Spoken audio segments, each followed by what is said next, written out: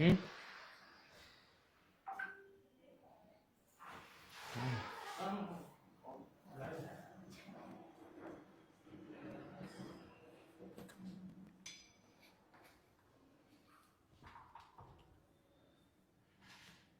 So, welcome again in Infinity classes.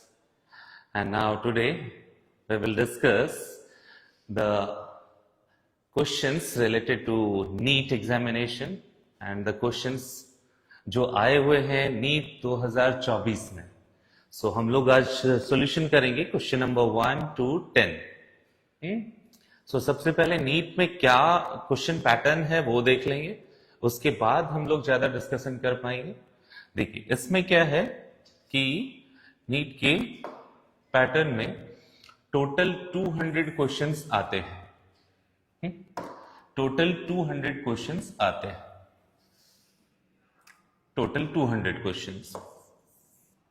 अब इस 200 questions में सारे जो फिजिक्स है, इस फिजिक्स में 50 क्वेश्चन आएंगे. केमिस्ट्री है, इसमें 50 क्वेश्चंस आएंगे. बायोलॉजी के सेक्शन में दो आता है, एक जूलॉजी है ना और एक बॉटनी. तो जूलॉजी और बॉटनी दोनों का क्वेश्चन आता है इसमें. तो ये भी 50 मार्क्स, 50 क्वेश्चंस और ये भी 50 क्वेश्चंस.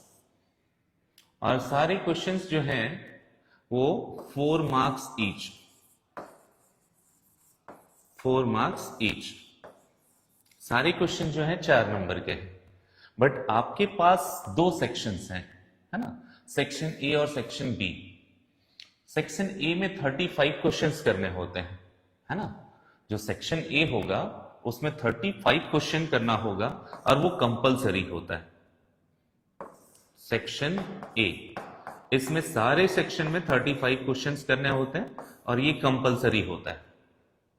ठीक है. और सेक्शन बी में सारे सेक्शंस के 15-15 क्वेश्चंस होते हैं. जिस 15 से क्वेश्चंस में आपको 10 क्वेश्चंस अटेम्प्ट करने हैं. और अगर आपने 10 से ज्यादा क्वेश्चन अटेम्प्ट कर लिया है तो फर्स्ट 10 क्वेश्चंस ही इवेलुएट होगा. मीन्स आपको इसमें 50 में 45 क्वेश्चंस करने होते हैं. मतलब 10 में 40 क्वेश्चंस, है ना.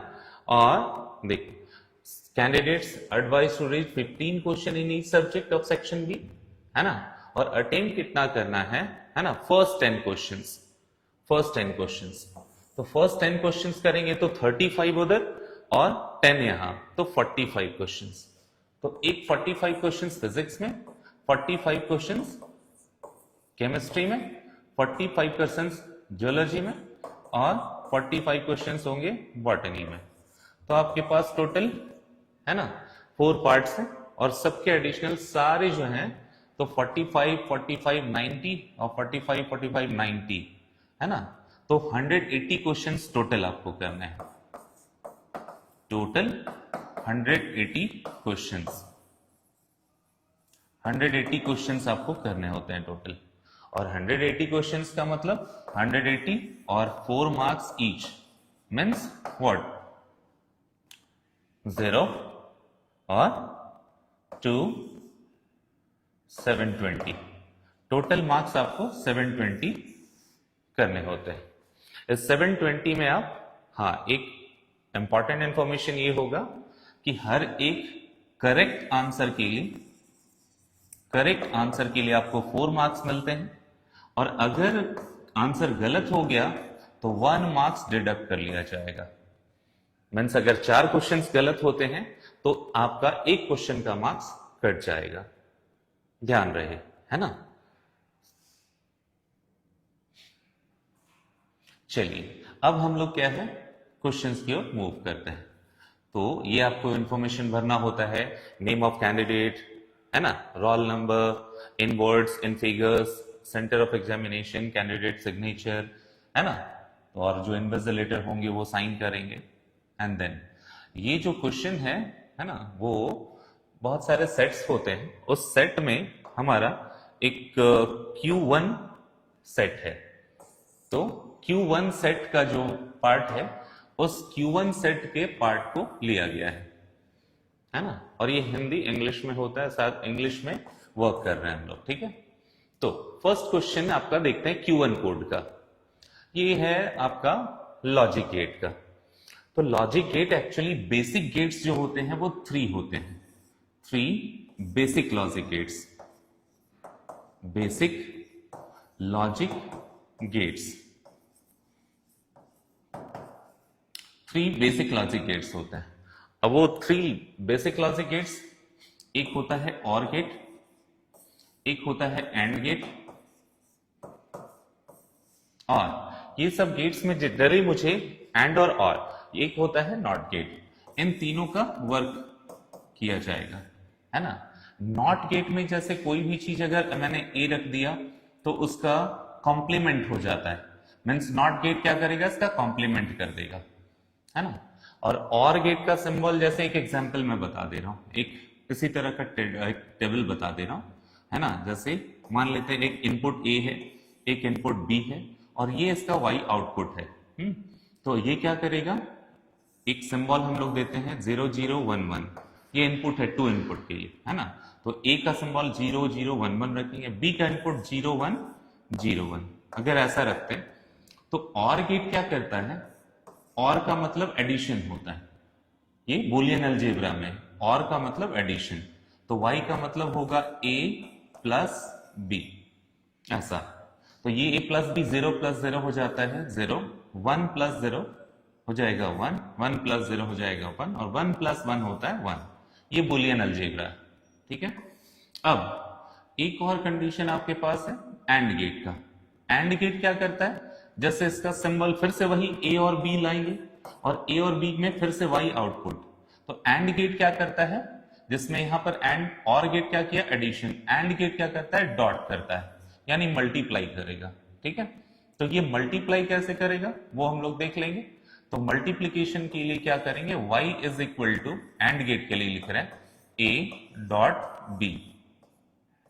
अब ये डॉट करेगा a और b को, 0 डॉट 0 मतलब 0 इंटू 0, ये लिखता है 0, 1 इंटू 0 0, अगेन 1 इंटू 0 0, और ये होगा 1 इंटू 1 इज 1। जब दोनों इनपुट 1 होते हैं तभी आउटपुट 1 देता है ना, ध्यान रहे। और कॉम्प्लीमेंट क्या करेगा, a का जो है वो उसका कॉम्प्लीमेंट कर देगा। तो a कॉम्प्लीमेंट क्या होगा, a 0, तो 0 का कॉम्प्लीमेंट यानी उल्टा 1, 0 का कॉम्प्लीमेंट 1, 1 का कॉम्प्लीमेंट 0, 1 का कॉम्प्लीमेंट 0। अगर ये b इनपुट है और b का कॉम्प्लीमेंट हमने दे दिया होता तो ये क्या करता, b का कॉम्प्लीमेंट कर देता, मीन्स 0 का 1, है ना, 1 का 0, 0 का 1, और 1 का 0। तो कॉम्प्लीमेंट का मतलब जस्ट इनवर्स। और बुलियन अलजेब्रा में हमारे पास दो ही इनपुट 0 और 1 का सिंबल लिया जाता है। तो 0 को उसका कॉम्प्लीमेंट 1 हो जाएगा, 1 का कॉम्प्लीमेंट 0 हो जाएगा, ये ऑप्शन आते हैं। तो अब मुझे यहां पर लॉजिक गेट में देखें, ऑप्शन दे रखा है a dot B plus A bar और a कॉम्प्लीमेंट। सेकंड ऑप्शन देता है a dot B bar plus A bar यानी a कॉम्प्लीमेंट, और थर्ड ऑप्शन है b कॉम्प्लीमेंट, फोर्थ ऑप्शन है b। अब जनरली ऑप्शन जो y है उस पे y का ऑप्शन तो यहां से सीधे कैंसिल करना सीखिए।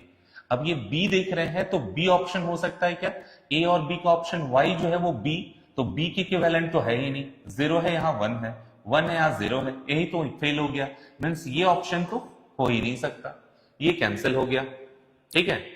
सेकेंड ऑप्शन में ही देखो मैच कर जा रहा है, b और y को कहता है b कॉम्प्लीमेंट, मीन्स b का कॉम्प्लीमेंट है ये, तो b है 0, तो देखो 0 का कॉम्प्लीमेंट 1, ठीक है मैच कर रहा है।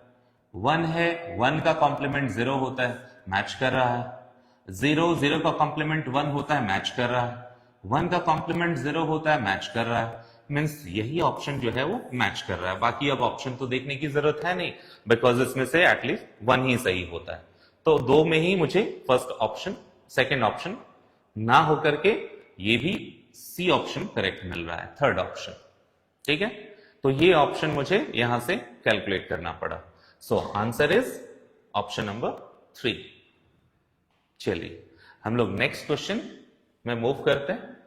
नेक्स्ट क्वेश्चन क्या होगा? Question number 2। ये Q1 सेट का क्वेश्चन है ना। देखिए क्वेश्चन में कह रहा है कि एक व्हील है बुलाकार्ट का और वो रोल हो रहा है एक लेवल रोड पे। ये है एक लेवल रोड।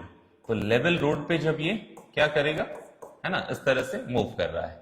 अब क्या कह रहा है shown in figure, so it's linear speed is v।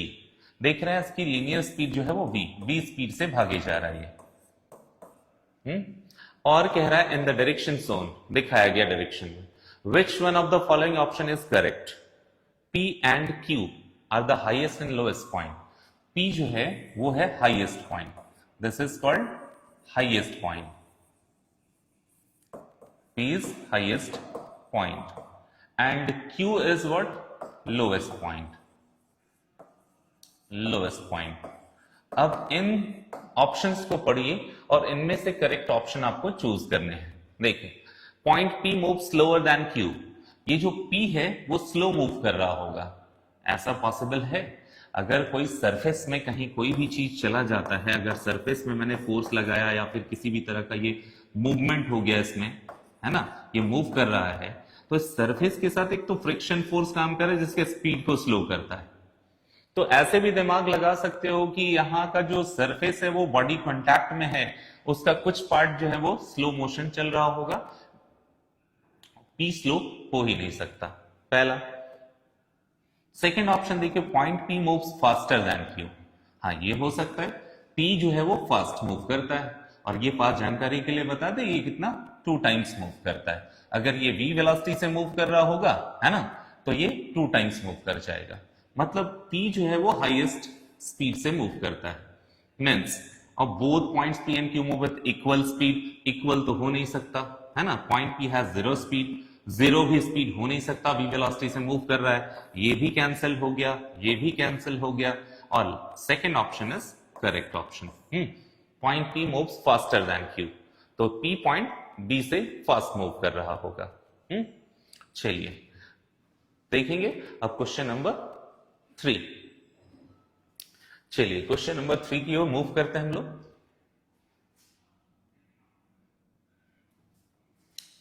Question number 3 ये बहुत आसान क्वेश्चन है ना। ये क्वेश्चन क्लास 12 का है, कैपेसिटर टॉपिक से। अब इस कैपेसिटेंस टॉपिक से हम लोग कैसे सॉल्यूशन देते हैं इसको ध्यान से देखिएगा। ये एक्चुअली व्हीटस्टोन ब्रिज का कॉम्बिनेशन है। कहता है कि following circuit the equivalent capacitance निकालना है टर्मिनल ए और टर्मिनल बी के बीच में।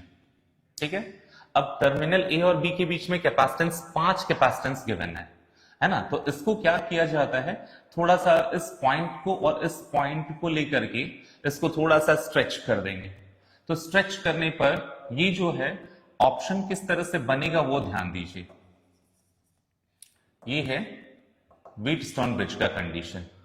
एक कैपेसिटर ऐसा है जो 2 माइक्रोफैराड, एक कैपेसिटर ऐसा हो जाएगा 2 माइक्रोफैराड, एक कैपेसिटर इन दोनों के बीच में है, दिस इज 2 माइक्रोफैराड, एक कैपेसिटर यहां है, दिस इज 2 माइक्रोफैराड और एक कैपेसिटर यहां है, दिस इज ऑल्सो 2 माइक्रोफैराड।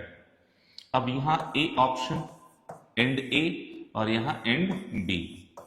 अब देखो व्हीटस्टोन ब्रिज का कंडीशन है ना, जानने के लिए क्या करते हैं, आप करोगे क्या, सबसे फर्स्ट आपको करना क्या है कि यहां का और यहां का रेशियो, इन दोनों के रेशियो के बराबर अगर आ जाता है तो हम कहेंगे this is in Wheatstone bridge, this is in Wheatstone bridge. तो अगर ये व्हीटस्टोन ब्रिज में आ जाएगा तो इसका मतलब ये हो जाएगा कि यहां और यहां का पॉइंट का पोटेंशियल डिफरेंस से पोटेंशियल सेम हो जाता है और पोटेंशियल डिफरेंस 0। और पोटेंशियल डिफरेंस 0 होने का मतलब उस पर करंट फ्लो नहीं करता। इसका मतलब अगर ये रेशियो इक्वल हो जाता है, जैसे इसको मैंने मान लिया कैपेसिटर 1, इसको मैंने मान लिया कैपेसिटर 2, इसको मान लिया कैपेसिटर 3, इसको मान लिया कैपेसिटर 4, तो अगर C1 bye C2 equal to C3 bye C4 अगर हो जाता है, तो हम कहेंगे ये व्हीटस्टोन ब्रिज को फॉलो कर रहा है। किसको फॉलो कर रहा है? व्हीटस्टोन ब्रिज को, व्हीटस्टोन ब्रिज को, है ना। या तो जरूरी नहीं है कि ये ऐसा भी हो सकता है, देखो क्रॉस मल्टीप्लाई कर सकते हैं, है ना। C3 को यहां, C2 को यहां, तो ये भी कह सकते हो C1 by C3 is equal to C2 by C4, means C1 by C3 और C2 बाय C4, ऐसे भी चेक कर सकते हो आप। तो आप देख रहे हो क्या, इसका कंडीशन चेक करके देखेंगे तो क्या होगा, 2 by 2 equal to 2 by 2, means cancelled out 1, cancelled out 1, so 1 is equal to 1। अब कंडीशन फुलफिल हो रहा है, LHS इक्वल टू RHS। अगर both are equal then it is in Wheatstone bridge. और जब व्हीटस्टोन ब्रिज में आता है ये, तो ये बीच वाला जो कैपेसिटर है वो कैंसिल हो जाएगा, मीन्स आपका न्यू सर्किट जो बन जाएगा वो ऐसा बनेगा, ए पॉइंट और यहां से एक कैपेसिटर ऐसा और एक कैपेसिटर ऐसा और यहां से बी पॉइंट। अब ये दोनों डायरेक्टली सीरीज में जुड़ जाएंगे, ये भी कैपेसिटर ऐसा सीरीज में कनेक्शन हो गया इनका। अब ये है आपका 2 माइक्रोफेरेड, ये भी है आपका 2 माइक्रोफेरेड और 2 माइक्रोफेरेड और ये भी 2 माइक्रोफेरेड। और आपकी जानकारी के लिए बता दें, सीरीज में, है ना, कैपेसिटर्स ऐसे आते हैं, C equivalent is equal to 1 by C1 plus 1 by C2 plus ये चलता है। तो एक्चुअल में दो कैपेसिटर्स हैं, तो दो कैपेसिटर्स के लिए क्या हो गया, अगर एलसीएम ले लूं मैं, तो C1 इंटू C2 और ये हो जाएगा C1 प्लस C2 और 1 बाय C इक्विवेलेंट।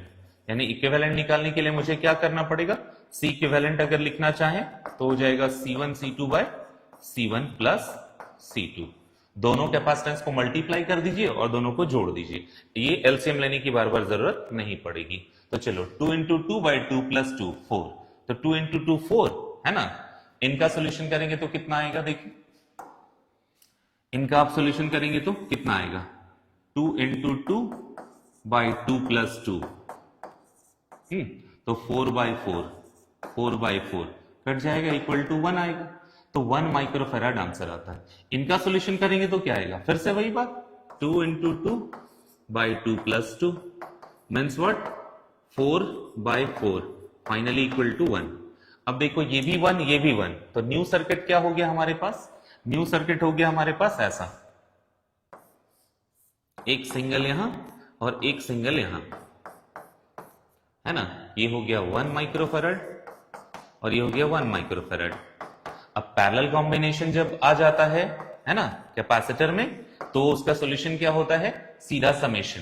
तो C इक्विवेलेंट अगर मैं निकालूं तो इनका समेशन हो जाएगा 1 प्लस 1, है ना, equal to 2 microfarad. So this is the final answer.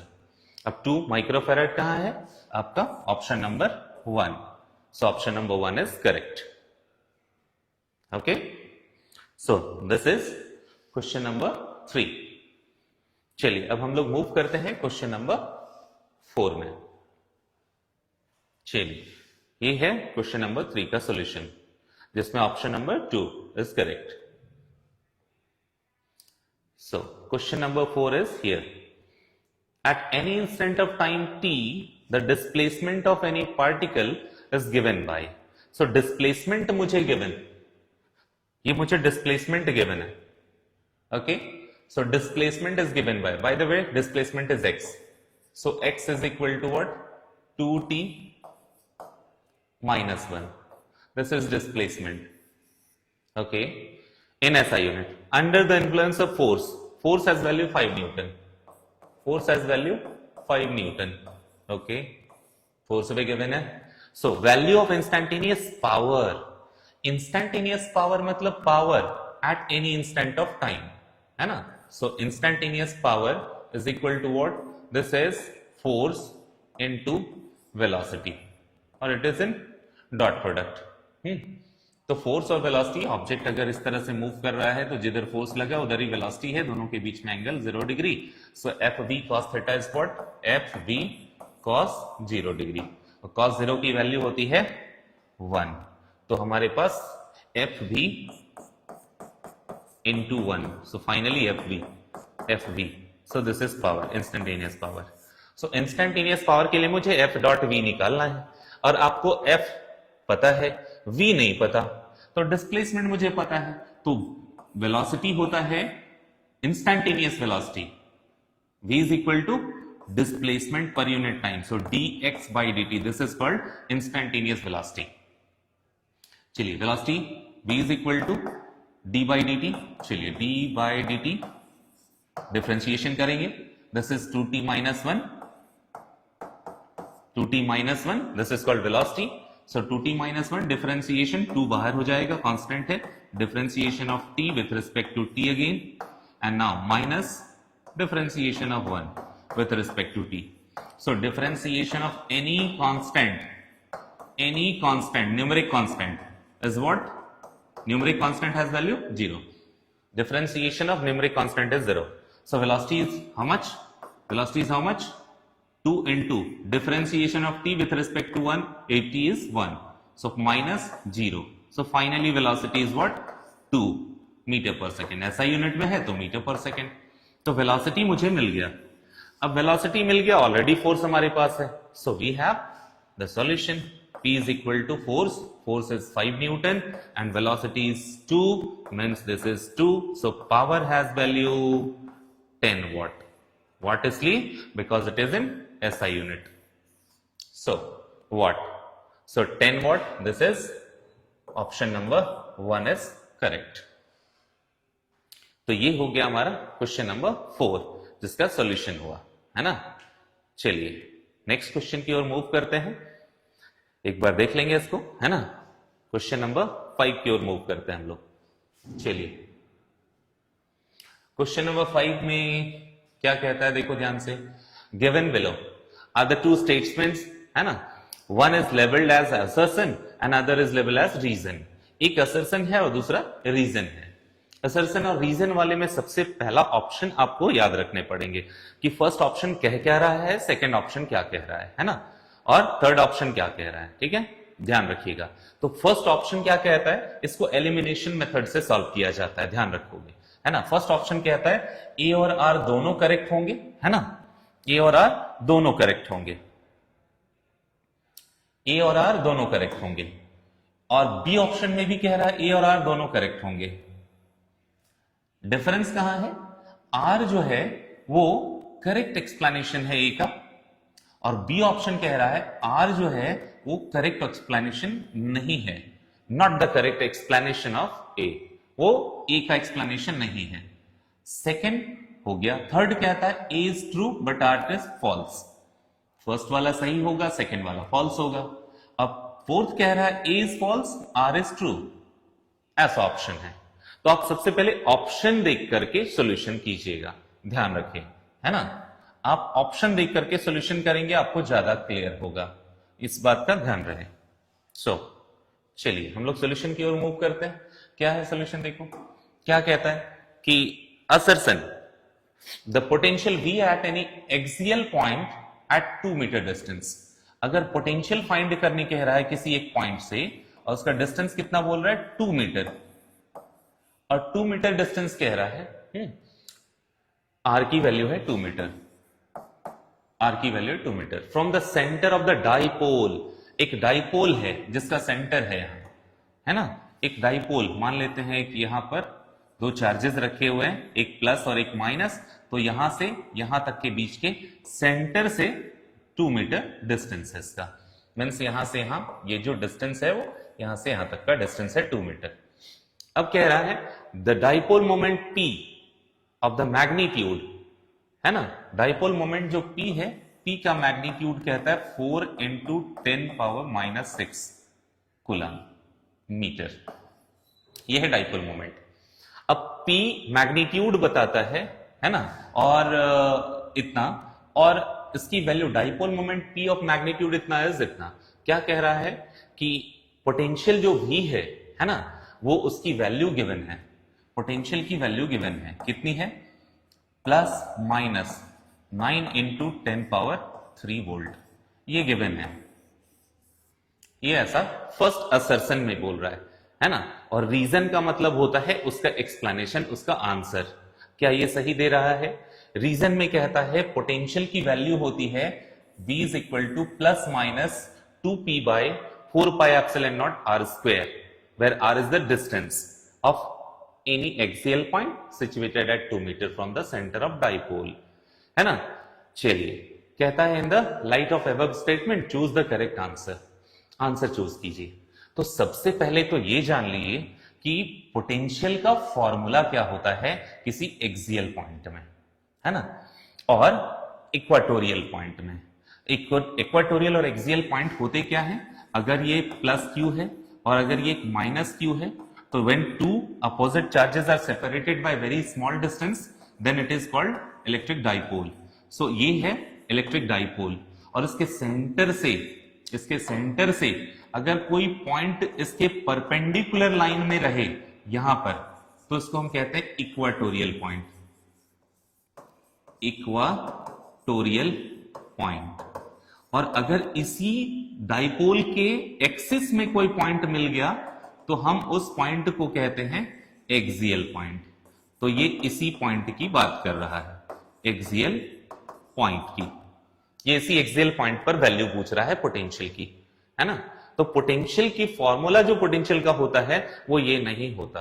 Potential axial point पे हम एक शॉर्टकट फॉर्मूला लिख रहे हैं जिससे हम एक्सियल लाइन का भी निकाल सकते हैं पोटेंशियल और इक्वाटोरियल लाइन का भी निकाल सकते हैं, है ना। हम लोग दोनों का फॉर्मूला निकाल सकते हैं कि क्या हो सकता है एक सिंगल फॉर्मूला से, ठीक है। और वो सिंगल फॉर्मूला क्या होता है, V इज इक्वल टू, है ना, V इज इक्वल टू, ये एक्चुअली में 1/4 पाई एप्सिलॉन नॉट जो है, इसको हम लोग 1/4 पाई एप्सिलॉन नॉट, इसको हम लोग एक कूलम्स कांस्टेंट के नाम से भी जानते हैं, जिसकी वैल्यू होती है 9 इंटू 10 पावर 9।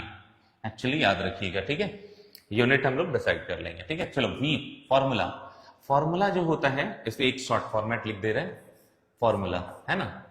एक्चुअल में ये जो 2p/4 पाई एप्सिलॉन नॉट लिखा है, तो 1/4 पाई एप्सिलॉन नॉट को k लिख सकते हैं आप, तो 2kp/r² लिखा है, तो 2kp/r² लिखा है। लेकिन ये हम लोग एक cos थीटा इन्वॉल्व कर रहे हैं, जो फॉर्मूला बताता है एट एनी पॉइंट, चाहे वो एक्सियल हो, चाहे इक्वाटोरियल हो, चाहे किसी एंगल पे लिया गया पॉइंट हो। ये एक जनरल फॉर्मूला है जिससे हम लोग एक्सियल भी निकाल सकते हैं, इक्वाटोरियल भी निकाल सकते हैं, है ना। 2, है ना, क्या होता है फॉर्मूला 1/ ये जो 2 इन्वॉल्व किया है उसमें 2 नहीं होता, ये एक्सियल लाइन में, है ना, नहीं होता, इक्वाटोरियल में 2 आता है। तो ये जो 2 क्वांटिटी दिया है वो एक्स्ट्रा दिया है, तो इसमें ये जो 2 क्वांटिटी है वो नहीं होगा। बस एक जनरल फॉर्मूला हो जाएगा। मतलब क्या है पोटेंशियल का formula, V is equal to k p cos θ/r²। ये है एक जनरल फॉर्मूला जिससे हम लोग एक्सियल और इक्वाटोरियल दोनों फाइंड कर सकते हैं। चलो, एक्सियल फाइंड करके देखते हैं क्या हमारा, और इसका स्टेटमेंट फुलफिल कर रहा है क्या। चलिए, अगर फॉर एक्सियल पॉइंट के लिए थीटा 0 डिग्री होता है, थीटा 0 डिग्री, तो V देखो, ये जो डाइपोल है इसी के एक्सिस में रहेगा तो theta 0 degree. So V is equal to kp/r² into cos 0 degree. cos 0 degree की वैल्यू 1, तो cos 0 डिग्री 1, तो दिस इज kp, और k की वैल्यू होती है व्हाट, 9 इंटू 10⁻⁹ इंटू p की वैल्यू कितनी है, डाइपोल मोमेंट मुझे दे रखा है p, 4 into 10 power -6, 4 into 10 power -6 और डिवाइडेड बाय r²। r की वैल्यू 2 मीटर है, तो 2 मीटर का स्क्वायर करेंगे तो 2 इंटू 2, सो 2 2 4, ये भी कैंसिल, तो बच रहा है कितना ये आ रहा है देखो प्लस में वैल्यू, तो प्लस में 9 इंटू 10 पावर 9 में 6 माइनस कर दो, आएगा 3, इतना वोल्ट। तो ये आया वोल्ट एक्सियल लाइन के 0 डिग्री पर। और एक्सियल लाइन ये जो थीटा हमने 0 डिग्री दिया, तो डाइपोल मोमेंट हमेशा नेगेटिव टू पॉजिटिव होता है, तो डाइपोल मोमेंट P अगर इधर ही डायरेक्शन लेते तो इधर वाला 0 डिग्री पे होता, लेकिन इधर वाला पॉइंट लेते, यहां वाला पॉइंट, तो इस वाला पॉइंट को लेते तो ये 180 फॉर्म करता है ना। तो थीटा 180 भी होता है एक्सियल का ही, तो थीटा इज इक्वल टू 180 अगर रख दोगे तो क्या आएगा, cos 180 आ जाएगा, और cos 180 का वैल्यू -1, तो v की वैल्यू नेगेटिव आती, क्योंकि cos 180 की वैल्यू होती है -1, तो v कितना आ जाता, देखो सिर्फ यहां पे माइनस लगता, k की वैल्यू वही है ना, p की वैल्यू वही, आर स्क्वायर वही, सिर्फ माइनस में आता आंसर, सो v की वैल्यू आती -9 इंटू 10 पावर 3 वोल्ट। तो अब यहां पर आप देखोगे, है ना, यहां पर आप देखोगे तो यही तो ऑप्शन दिया है, +-9 into 10 power 3 volt. Potential magnitude कह रहा है कि प्लस में अगर आएगा तो 9 इंटू 10 पावर 3 वोल्ट, और माइनस में अगर आएगा तो -9 इंटू 10 पावर 3 वोल्ट। कहां, एक्सियल पॉइंट पर, एक्सियल पॉइंट पे। तो एक्सियल पॉइंट का तो मुझे दोनों ऑप्शन मिल गया, प्लस वाला भी और माइनस वाला भी, यानी स्टेटमेंट जो असर्शन है वो 100% करेक्ट है, ठीक है। बट रीजन में जो फॉर्मूला दिया हुआ है वो गलत है, यानी रीजन का ऑप्शन ही गलत है। तो सबसे पहले आप यहां पर आंसर देखोगे कि कौन ऑप्शन में, सर देखो दोनों करेक्ट तो है नहीं, तो ऑप्शन नंबर, सब सोच के देखो, दोनों करेक्ट है नहीं तो ऑप्शन नंबर ए मैच करेगा क्या, नहीं, तो ऑप्शन ए तो हो ही नहीं सकता, क्योंकि ये तो दोनों करेक्शन बताता है, दोनों ट्रू, तो असर्शन और रीजन आर ट्रू, तो ये दोनों ऑप्शन तो ऐसे ही कट गए, है ना। अब दो ऑप्शन बचा, तो फर्स्ट स्टेटमेंट तो 100% करेक्ट मिला, और फर्स्ट को ये कह रहा है फॉल्स है, तो फोर्थ ऑप्शन भी गया। अब बच रहा है फाइनल एक option, A is true, R is false. So we have option number 3 is correct, है ना, A is true but R is false. ध्यान रखोगे, तो this is the solution of question number 5. चलिए हम लोग क्वेश्चन नंबर 6 की ओर मूव करते हैं।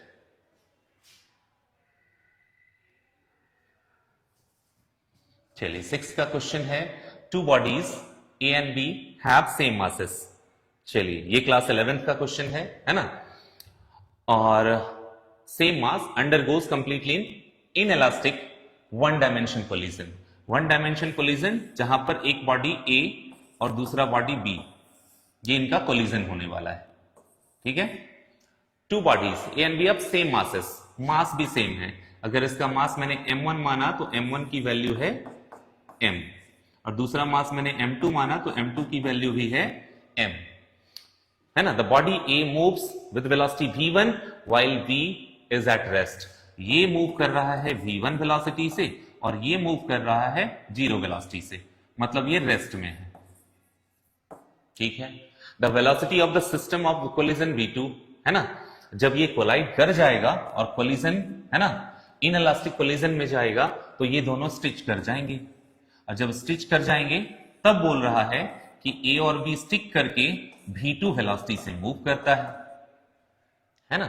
मास तो अभी भी सेम है, m1 is equal to m, m2 की वैल्यू भी m है ना। सो रेशियो फाइंड करने बोल रहा है v1 और v2 का, चलो फाइंड करते हैं हम लोग रेशियो। बहुत इजी क्वेश्चन हो गया ये, है ना। क्या क्वेश्चन है देखो, दोनों का रेशियो फाइंड करने के लिए बोल रहा है, तो हम लोग क्या कहते हैं, कोलिजन किसको कहते हैं, इनएलास्टिक कोलिजन। इनएलास्टिक कोलिजन ऐसा कोलिजन जिसमें क्या होता है, लीनियर मोमेंटम कंजर्व होता है, और काइनेटिक एनर्जी जो होता काइनेटिक एनर्जी वो लॉस्ट हो जाता है ना, किसी अदर फॉर्म में, वाइब्रेशन के फॉर्म में, कोलिजन साउंड के फॉर्म में, है ना, तो ये लॉस्ट कर जाता है। तो जहां पे काइनेटिक एनर्जी लॉस करा लेकिन लीनियर मोमेंटम कंजर्व है, तो इन दोनों कोलिजन का लीनियर मोमेंटम इक्वल कर दो, है ना, ये फर्स्ट पार्ट ये सेकंड पार्ट, तो लीनियर मोमेंटम फर्स्ट पार्ट का, ये linear momentum total linear momentum before collision before collision, बहुत आसान क्वेश्चन है, equal to total linear momentum after collision, after collision. चलिए दोनों को इक्वेट कर दीजिए, ये m1 हो जाएगा m, v1 हो जाएगा v1 प्लस m2 हो जाएगा m और v2 हो जाएगा, रेस्ट में है तो v2 इसके लिए क्या हो जाएगा 0, तो v2 हो जाएगा 0 और equal to total linear after collision, m1 तो m है, linear momentum is equal to होता है मास इनटू वेलोसिटी, इसलिए टोटल में दोनों का एडिशन कर रहे हैं, है ना, total linear momentum, so mass into velocity, m into velocity is what v2 plus second का mass m, velocity is what v2, so m common ले लो, है ना, कॉमन क्या लोगे डायरेक्टली m, तो 2m v2 हो जाएगा, 2m v2 और इधर हो जाएगा m1 भी m v1, ये तो 0 हो जाएगा। अब मुझे पूछा था रेशियो, तो v1 और v2 को एक साइड ले आओ, तो दिस इज v1 और v2 को एक साइड ले आओ, so this is what m से m कैंसिल, बेचारा चला गया m, है ना, सो v1 by v2 is equal to 2/1, तो रेशियो क्या आ गया v1 is two v2 is equal to 2:1, ये आंसर हो गया। अब देखो कौन सा ऑप्शन है हमारा, है ना, 2:1, which one is option number 2, this is the answer, okay, very simple question, है ना। चलिए ये हो गया हमारे पास option 6, question number 6। Question number 7, चलो मूव करते हैं हम लोग 7 की ओर। चलिए एक यूनिफॉर्म मैग्नेटिक फील्ड है, ये क्लास 12 का क्वेश्चन है ना, एक मैग्नेटिक नीडल लिया गया है और उसको ऑसिलेट करवाया जा रहा है मैग्नेटिक फील्ड में, ऐसे ऐसे, है ना। चलिए यूनिफॉर्म मैग्नेटिक फील्ड दिया हुआ है, ठीक,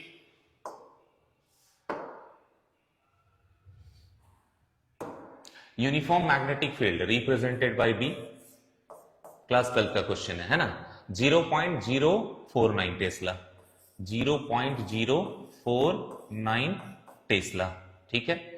magnetic needle perform 20 complete oscillation, 20 oscillation हो रहा है, 20 ऑसिलेशन। अब देखो क्लास 11 का भी कॉन्सेप्ट इसमें इन्वॉल्व कर दिया, है ना, 20 ऑसिलेशंस इन 5 सेकेंड, कितना लिया जा रहा है 5 सेकेंड लिया जा रहा है, तो मुझे फ्रीक्वेंसी निकालना होगा जिससे टाइम पीरियड भी फाइंड करना होगा, है ना, तो 5 सेकेंड लग रहा है 20 ऑसिलेशन पूरा करने में, है ना, तो 1 सेकेंड के लिए कितना होगा 20/5 ऑसिलेशन, है ना, तो एक ऑसिलेशन के लिए, अच्छा एक्चुअली ये तो टाइम पीरियड निकल गया 4, टाइम पीरियड निकल गया 4 ऑसिलेशन, है ना, 1 सेकेंड में 4 ऑसिलेशन, 1 सेकेंड में कितना ऑसिलेशन 4 ऑसिलेशन, ठीक। अब फ्रीक्वेंसी क्या होती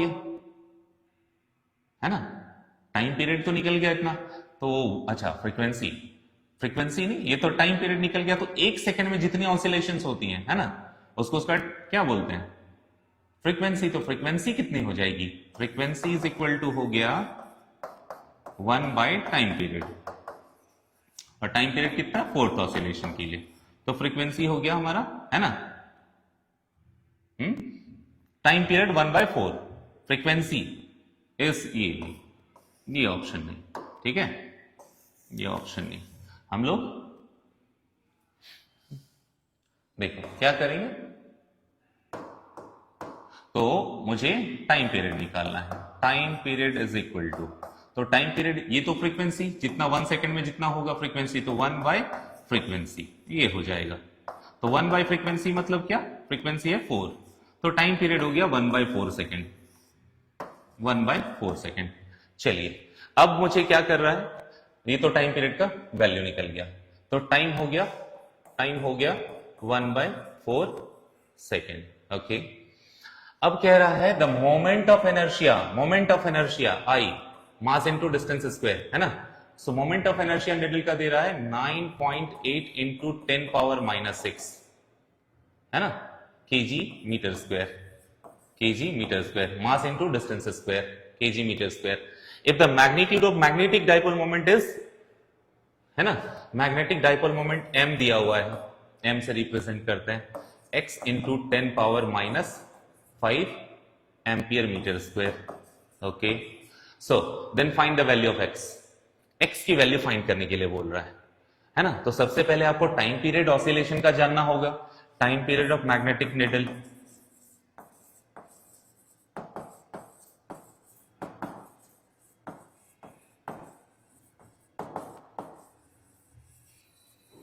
Time period of magnetic needle in uniform magnetic field. Uniform magnetic field. क्या होता है time period? T is equal to 2 pi root under moment of inertia, है ना, 2 pi under root moment of inertia और magnetic dipole moment, magnetic dipole moment जिसको हमने क्या बोला है, क्या बोला है, m, जिसकी वैल्यू गिवन है x इंटू 10 पावर माइनस 5, है ना, और साथ में मैग्नेटिक फील्ड, जिसमें से I क्या है, I क्या है, ऑलरेडी बताए हुए, moment of inertia, mass into distance square होता है फॉर्मूला, मास इंटू डिस्टेंस मतलब distance of radius of direction का स्क्वायर, और m जो है वो मैग्नेटिक डाइपोल मोमेंट है. सॉल्यूशन के लिए प्लेस कम पड़ेगा. सो और B जो है वो मैग्नेटिक फील्ड, B जो है वो स्ट्रेंथ है मैग्नेटिक फील्ड का, स्ट्रेंथ ऑफ मैग्नेटिक फील्ड. चलिए शॉर्टकट में हम लोग सॉल्यूशन करेंगे, है ना. T की वैल्यू अगर 1/4 है ना, तो स्क्वायरिंग बोथ साइड्स कर लेते हैं, तो 1/4 का हो जाएगा, है ना, 1/4 का हो जाएगा. सॉल्यूशन कीजिए. 1/16 is equal to 4 pi square और इनटू I की वैल्यू है, स्क्वायर से रूट तो हट जाएगा, है ना, तो I की वैल्यू है यहां 9.8 इंटू 10 पावर माइनस 6 और डिवाइडेड बाय MB, M की वैल्यू है आपकी x into 10 power minus 5, x into 10 power minus 5 into B magnetic field 0.049. चलिए अब इसके सॉल्यूशन करनी है ना. तो 1/16 इंटू पाई स्क्वायर, अब पॉइंट करेक्शन कर लो, पॉइंट यहां है, पॉइंट करेक्शन करोगे तो 1 2 3, एक पॉइंट यहां है ना, इंटू 1 0, एक 0 से एक 0 कैंसिल आउट, ये कैंसिल.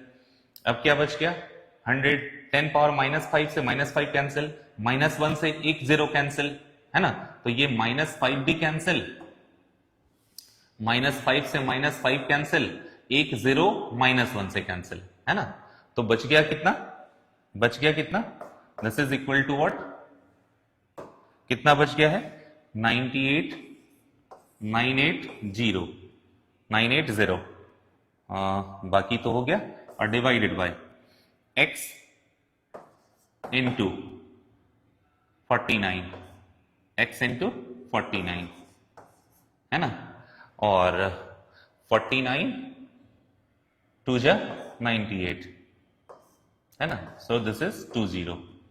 तो ये आ गया हमारे पास कितना, x की वैल्यू पूछ रहा, तो x इधर ले आओ, तो x इज इक्वल टू 16 4 जा 48, है ना, 48 पाई स्क्वायर, 48 पाई स्क्वायर इंटू 20, 48 पाई स्क्वायर इंटू 20, बाकी तो कैंसिल, x उधर मल्टीप्लाई हो गया, सो हाँ मल्टीप्लाई कर लेंगे, सो 2 8 जा 16, 2 4 जा 8 और 1 9, तो ये कितना आ जा रहा है, 28,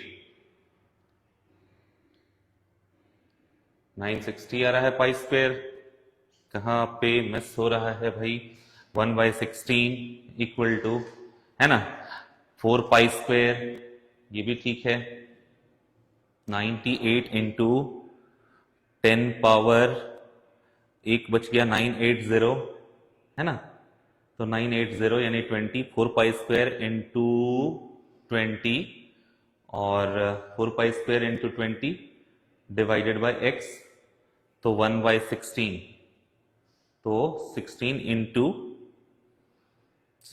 इंटू और क्या बच रहा है,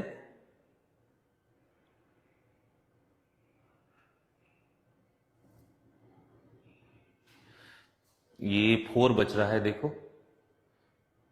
तो 4 इंटू, तो ये तो हो गया 4 इंटू ये 20 तो हो गया, और ये 16 इंटू 4 हो गया पहले ऑलरेडी मल्टीप्लाई, है ना।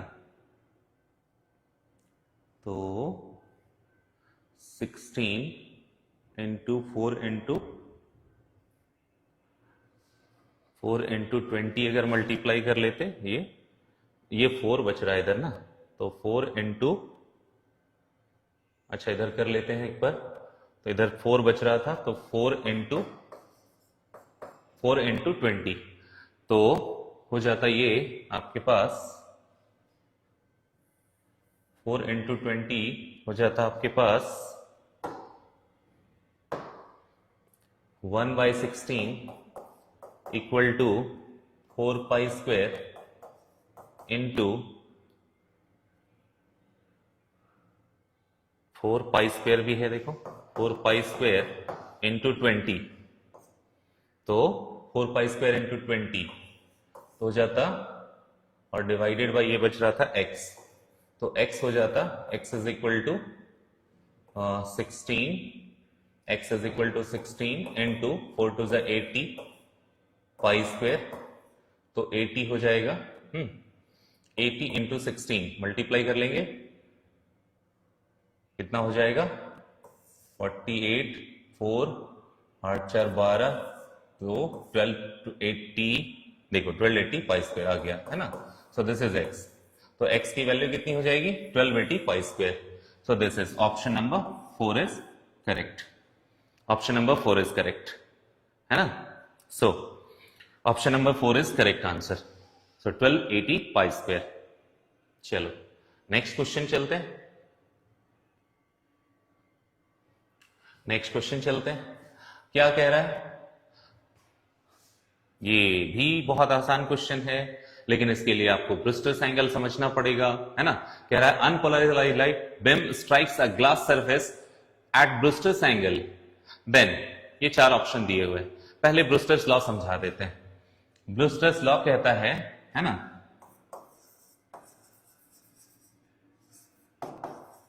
ब्रूस्टर्स लॉ कहता है कि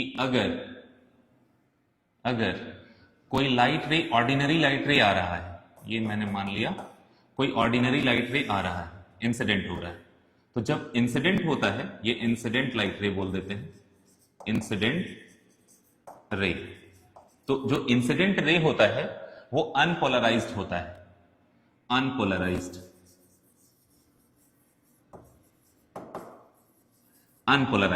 और अनपोलराइज्ड का सिंबल होता है ये, है ना। मतलब ये कह सकते हो कि ये इस बीच में पॉइंट होता है, ये अनपोलराइज्ड को ऐसे भी बता सकते हो, ये ऐसा, ये भी सिंबल है। मतलब ये हो सकता है कि अनपोलराइज्ड लाइट अगर मैंने मान लिया इसको, और ये आ रहा है किसी पोलराइजर पे, एक पोलराइजर है, जैसे हमारा चश्मा भी होता है, कई पोलराइड चश्मा होता है, इस पे अगर लाइट आ रहा है, ये हर एक डायरेक्शन में वाइब्रेट कर रहा है, तो अगर इस पोलराइजर से इसको पास करा दिया जाए, तो ये अब जो वाइब्रेशन करेगा वो एक सिंगल प्लेन में वाइब्रेशन करेगा, एक ही डायरेक्शन में वाइब्रेशन, ऐसे ऐसे एक ही डायरेक्शन में वाइब्रेशन करेगा, बाकी सारे डायरेक्शंस को ये ब्लॉक कर देता है। तो जब इंसिडेंट रे इसमें फॉल होता है, तो जब इंसिडेंट रे जिस समय फॉल होगा, कुछ लाइट रे क्या करता है, रिफ्लेक्ट हो जाता है, और कुछ लाइट रे रिफ्रैक्ट हो जाता है। तो कहता है कि जिस समय एंगल ऑफ रिफ्लेक्शन, ये रिफ्रैक्टेड रे, और ये रिफ्रैक्टेड रे हुआ, ये रिफ्लेक्टेड रे, तो रिफ्लेक्टेड रे और रिफ्रैक्टेड रे के बीच में एंगल जब 90 डिग्री हो जाता है, तो जो एंगल ऑफ इंसिडेंस होता है उसको हम लोग कहते हैं ब्रूस्टर्स एंगल, यानी ये हो गया आईपी, ब्रूस्टर्स एंगल कहलाता है, पोलराइजेशन एंगल, है ना, जिसको पोलराइजेशन एंगल भी कहते हैं, ब्रूस्टर्स एंगल भी कहते हैं।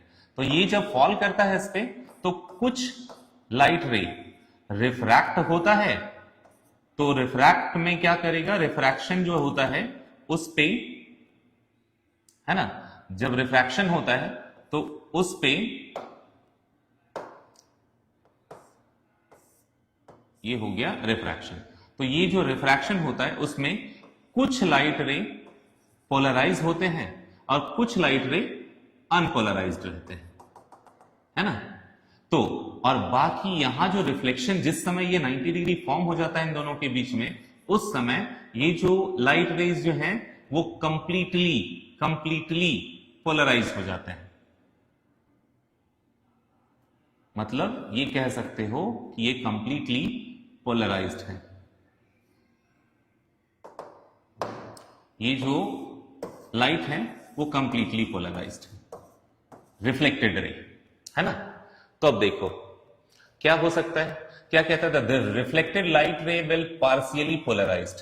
क्या रिफ्लेक्टेड पार्शियली पोलराइज है? नहीं, कंप्लीटली पोलराइज्ड होता है, कंप्लीटली पोलराइज्ड है ना। और ये पार्शियली पोलराइज्ड होता है, पार्शियली पोलराइज्ड। चलिए देखते हैं, तो ये ऑप्शन गलत हो गया।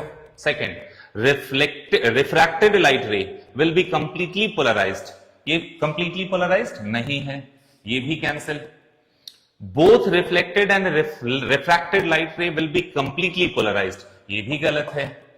The reflected light will be completely polarised, जी हां कंप्लीटली पोलराइज्ड है ये, ठीक है। And refracted light ray will partially polarised, जी हां ये भी पार्शियली पोलराइज्ड है, ठीक है। तो रिफ्रैक्टेड, तो ये ऑप्शन नंबर 4 इज करेक्ट। तो ऑप्शन नंबर 4 इसके लिए करेक्ट माना जाएगा, ठीक है। चलिए नेक्स्ट ऑप्शन हम लोग चलते हैं, क्वेश्चन नंबर 9 में। क्वेश्चन नंबर 9 कहता है,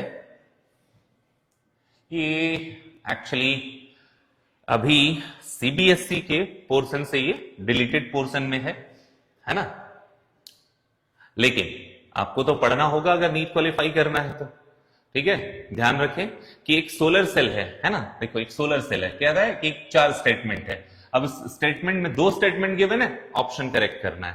ठीक है, एक सोलर सेल है, इस सोलर सेल में कहता है आई वी कैरेक्टरिस्टिक्स जो होता है, आई और वी का मतलब होता है करंट और वोल्टेज का ग्राफ। आई मतलब करंट और वोल्टेज का ग्राफ, ये हो जाता है आई वी कैरेक्टरिस्टिक्स, ठीक है।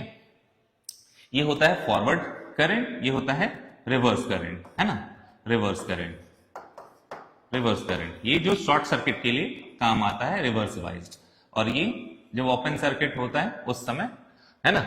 चलिए, तो ये कहता है solar cell IV characteristic lies in 4 quadrant, 4th quadrant में जाता है। तो कहता है कि ऑप्शन, ये क्वाड्रेंट नंबर 1 है, क्वाड्रेंट नंबर 2 है, क्वाड्रेंट नंबर 3 है और ये क्वाड्रेंट नंबर 4 है। कहता है कि क्या 4th क्वाड्रेंट में लाई करता है, ये फर्स्ट स्टेटमेंट है जी, इसका ऑप्शन करेक्ट है, ये 4th क्वाड्रेंट में ही लाई करता है, बिकॉज सोलर सेल जो होता है ना, सोलर सेल जो होता है वो रिवर्स बाइस में काम करता है, रिवर्स बाइस में काम करता है। और एक और जान लेते हैं, एक और चीज जान लीजिए, ये मेजॉरिटी चार्ज कैरियर्स में नहीं बल्कि माइनॉरिटी चार्ज कैरियर्स के कारण होता है, माइनॉरिटी चार्ज कैरियर्स के कारण होता है reverse current, minority charge carriers, है ना। ये होता क्या है, जैसे ये पी और टाइप, ये पी और एन टाइप हमने मटेरियल ले लिया, ये पी टाइप, ये एन टाइप, तो जहां पी और एन जहां मिलते हैं उसको पीएन जंक्शन कहते हैं। तो इसी पीएन जंक्शन पे, इसी पीएन जंक्शन पे जब लाइट फॉल होता है ना सोलर सेल में, तो यहीं पे पीएन जंक्शन में इलेक्ट्रॉन होल्स पेयर्स जनरेट होते हैं। क्या जनरेट होता है, इलेक्ट्रॉन्स एंड होल, होल मतलब positive charge, hole pairs generate होते हैं, और इन्हीं जो जनरेशन है इलेक्ट्रॉन और होल पेयर्स का है, यही रीजन बनता है करंट का। और इनका ग्राफ जो आता है वो ऐसे आता है, ऐसा, है ना। तो मान लेते हैं कोई पॉइंट मान लो है ना, एक को P मान लिया, एक को Q मान लिया, ठीक है। तो ये जो वोल्टेज है ये शॉर्ट सर्किट के कारण होता है, शॉर्ट सर्किट के कारण होता है, और ये ओपन सर्किट के कारण होता है ना। तो ध्यान रखना। तो ये जो ग्राफ है देखो, पहला कि solar cell IV characteristics lie करता है फोर्थ क्वाड्रेंट में, बिल्कुल करेक्ट है ना, obviously completely correct. Second, reverse bias PN junction diode, है ना, रिवर्स बाइस है, ठीक है, very good. So the current measured in microampere and due to majority charge carriers, ना this is due to minority charge carriers, तो ये option गलत है। ऑप्शन ढूंढिए, A is correct, B is incorrect, very good, है ना। A is incorrect, नहीं। Both A and B are correct, no. Both A and B are incorrect, no. तो option number A is correct, है ना। Question number 9 हमारे पास हो गया, उसका option number A is correct, ठीक है। चलिए अब लास्ट क्वेश्चन आज के लिए हम लोग जाते हैं क्वेश्चन नंबर 10 में, जो लास्ट क्वेश्चन है आज के सेशन का। नेक्स्ट से बाकी क्वेश्चंस करेंगे हम लोग, है ना, 11 से आगे। तो पहले ही देखो ग्राफ कहता है, ये जो क्वेश्चन है वो क्या कह रहा है, 4 ग्राफ्स गिवन है और कह रहा है graph shows the variation of 1 by lambda square and kinetic energy. वाह, 1 by lambda square, very easy question. 1 by lambda square and kinetic energy के बीच में आपको ग्राफ पूछ रहा था, है ना, कि कौन सा ग्राफ करेक्ट है। हाँ ध्यान रखना, काइनेटिक एनर्जी और तुम्हारा मोमेंटम, इस सबसे क्वेश्चन सीबीएसई ने पूछा है ऑलरेडी 1 मार्क्स क्वेश्चन में, है ना, उनका ग्राफ। तो यहां पे देखो 1 by lambda square kinetic energy का ग्राफ पूछा है। चलो हम लोग तो सबसे पहले ये जानते हैं डी ब्रॉगली वेवलेंथ, है ना। देखो लैम्डा कह रहा है डी ब्रॉगली वेवलेंथ, तो आप क्वेश्चन का ऑप्शन तो दे ही दिया खुद से, क्या कहता है de Broglie wavelength, lambda equal to h by p, h is the Planck's constant, h क्या है, प्लैंक्स कांस्टेंट, 6 पॉइंट कितना 626 into 10 power minus 34 joule second, sorry. तो ये है h की वैल्यू, लैम्डा की वैल्यू h by p, और h by p means what, p is momentum, linear momentum, so linear momentum is mass into velocity. अब velocity का energy के term में कन्वर्ट कर दो, तो हम लोग जानते हैं काइनेटिक एनर्जी E मान लेते हैं, E is equal to half mv square होता है ना। तो 2 से इधर मल्टीप्लाई कर दो, तो 2E is equal to mv square, मुझे v स्क्वायर चाहिए था, तो v square is equal to क्या हो जाएगा, v square is equal to 2E by m, है ना, और v का स्क्वायर है तो v equal to root under 2E by m हो जाएगा, ठीक है। तो v के प्लेस पे 2E बाय m लिख सकते हैं आप, m into root under 2E by m। अब m को अंदर कर दो, तो h बाय रूट अंडर हो जाएगा m square into 2E by m, एक m से एक m कैंसिल, देखो फॉर्मूला आ गया हमारे पास, lambda is equal to h by 2me। अब मुझे लैम्डा स्क्वायर पूछ रहा था, तो लैम्डा स्क्वायर क्या कर दे, स्क्वायरिंग बोथ साइड्स कर देते हैं, स्क्वायरिंग बोथ साइड्स।